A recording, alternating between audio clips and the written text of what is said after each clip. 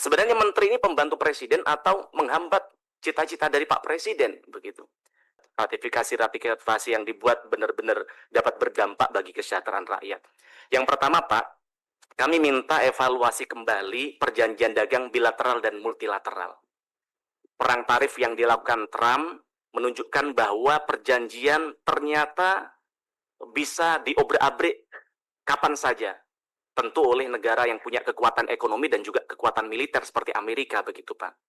Nah, saya harap ini bisa menyadarkan pemerintah Indonesia dan juga Menteri Perdagangan bahwa apakah hasil dari perjanjian dagang sudah sesuai dengan harapan pemerintah Indonesia? Apakah sudah mampu memperkuat ekspor dan menekan impor?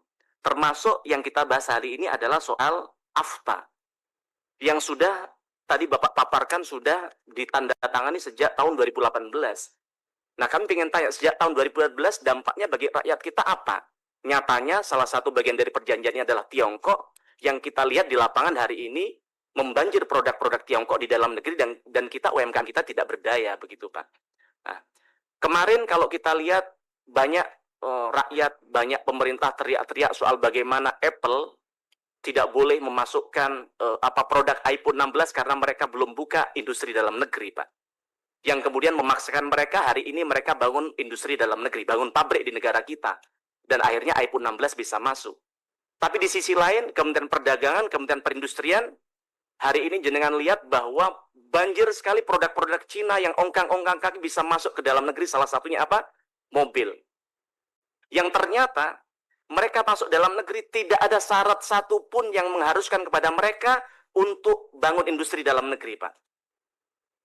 Lalu bagaimana dengan asta-cita Presiden Prabowo yang beliau menyampaikan bahwa akan terciptanya 19 juta lapangan pekerjaan? Artinya Menteri Perdagangan, Menteri Perindustrian tidak mampu menangkap asta-cita yang hari ini dicita-citakan oleh Prabowo, begitu Pak.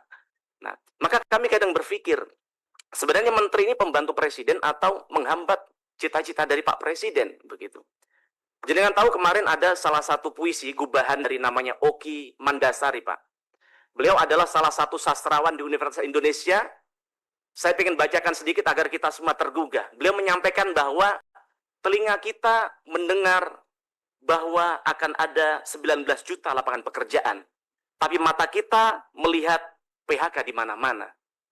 Telinga kita melihat jutaan makanan bergizi, tapi mata kita melihat kehilangan daya beli.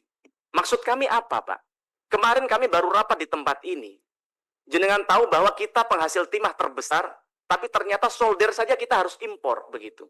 Dan kenapa saya tanya, kenapa kok industri solder kita tidak punya daya saing? Karena ternyata ketika produk asing impor ke dalam negeri kita, ternyata mereka tidak dikenakan PPN apapun, tidak dikenalkan pajak impor, Pak. Tapi bagaimana industri dalam negeri, industri solder, mereka untuk membangun sesuatu, mereka kena PPN dan sebagainya, yang tentu akhirnya mereka tidak bisa kompetitif, begitu Pak. Nah, maka harapan kami perlu ada proteksi terhadap industri dalam negeri. Kemudian yang kedua terkait revisi Permendak nomor 8 tahun 2024, yang ini menurut kami sangat urgent. Bagaimana karena adanya Undang-Undang nomor 8 tahun 2024, hari ini Sritek dan banyak industri tekstil lainnya tutup, Pak. Dan Kementerian Perdagangan saat itu menjanjikan bahwa Januari akan direvisi, tapi sampai hari ini itu belum terjadi. Undang-Undang Dasar 1945 saja, Pak, sudah berkali-kali direvisi. Tapi kenapa kesannya Kementerian Perdagangan takut untuk merevisi Undang-Undang nomor 8 tahun 2024 ini, Pak? Yang saya kira ini bukan kitab suci bagi Kementerian Perdagangan, begitu. Nah, maka harapan kami ingin tanya kapan akan direvisi agar kemudian tidak berdampak terhadap industri dalam negeri kita, begitu. Kemudian terkait dampak tarif Trump, saya heran kenapa hanya seolah-olah dengan sibuk berunding bahwa tarif Trump akan selesai, begitu Pak. Nah, tragisnya beberapa hari setelah nego, besok paginya kami baca di headline satu berita, yaitu berangkat 32%, pulang 47%. Kan konyol ini, Pak. Terlalu jumawa berangkat sehingga pulang tidak menghasilkan apa-apa, bahkan dinaikkan tarifnya oleh Amerika, begitu. Nah, artinya apa strategi dari Kementerian Perdagangan kalau ternyata negosiasi ini mentok, Pak? Bagaimana jika kemudian yang diminta Amerika kan juga tidak logis. Salah satunya adalah keberatan mereka atas adanya kris yang masyarakat hari ini galau karena mereka takut nanti kemudian tiba-tiba tanpa diskusi dengan berbagai pihak tiba-tiba kris ditutup karena ancaman dari Amerika. Kan tidak boleh terjadi, Pak. Jenengan tahu bahwa sekarang pedagang pentol di dapil saya di Pasuruan, Pak, di ujung Gunung Bromo sana, Pak, mereka sudah di gerobaknya sudah mencantumkan kris untuk bagaimana sebagai media pembayaran. Artinya ini sesuatu yang luar biasa yang perlu kita jaga. Nah, maka dalam konteks ini, maka harapan kami okelah kita bernegosiasi, tapi apa strategi yang disiapkan oleh Kementerian Perdagangan ketika negosiasi ini tidak berhasil, Pak? Misalnya, memberikan insentif kepada mereka, kepada pengusaha kita, agar ketika ekspor mereka tidak dikenakan tarif ekspor, Pak. Karena apa? Karena kalau mencari pasar baru, membuang dari Amerika ke daerah lain tidak semudah membalikkan telapak tangan. Maka perlu ada perencanaan-perencanaan dari Kementerian Perdagangan untuk memberikan stimulus kepada mereka agar mereka tetap bisa ekspor ke Amerika, tetap berdaya saing, dan kemudian industri dalam negeri bisa bertahan. Jangan kemudian insentif kita diberikan kepada China yang mereka masuk dalam negeri tidak perlu bangun pabrik, tapi dengan alasan elektrifikasi mereka diberikan insentif puluhan triliun untuk bagaimana mereka bisa mengimpor mobil listrik begitu. Nah, lebih baik untuk bagaimana ini bisa untuk produksi dalam negeri. Kemudian antisipasi terhadap produk China. Jangan lupa bahwa salah satu pasar terbesar China adalah Amerika Serikat, Pak. Tapi ketika ekspor mereka ke Amerika ditutup, dan kemudian di China produknya surplus, oversupply, maka mereka akan mencari pasar baru. Saya khawatir Indonesia yang sudah begitu banjir dengan pasar ekspor, kemudian dibanjiri dengan barang-barang yang harusnya diekspor ke Amerika tapi dikirim ke Indonesia.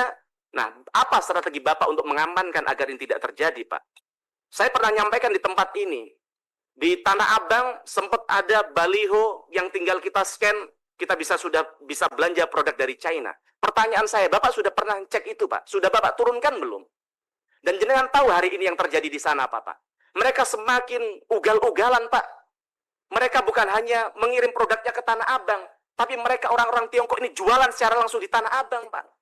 Pertanyaan saya, Bapak sudah turun ke sana belum? Apa langkah Bapak dalam memproteksi UMKM kita di Tanah Abang, Pak? Mohon izin, Tanah Abang cukup kompetitif sebenarnya secara produk. Tapi kalau dengan dumping, dengan predatory pricing yang dilakukan oleh China, ya pasti lama-lama akan tewas juga, Pak.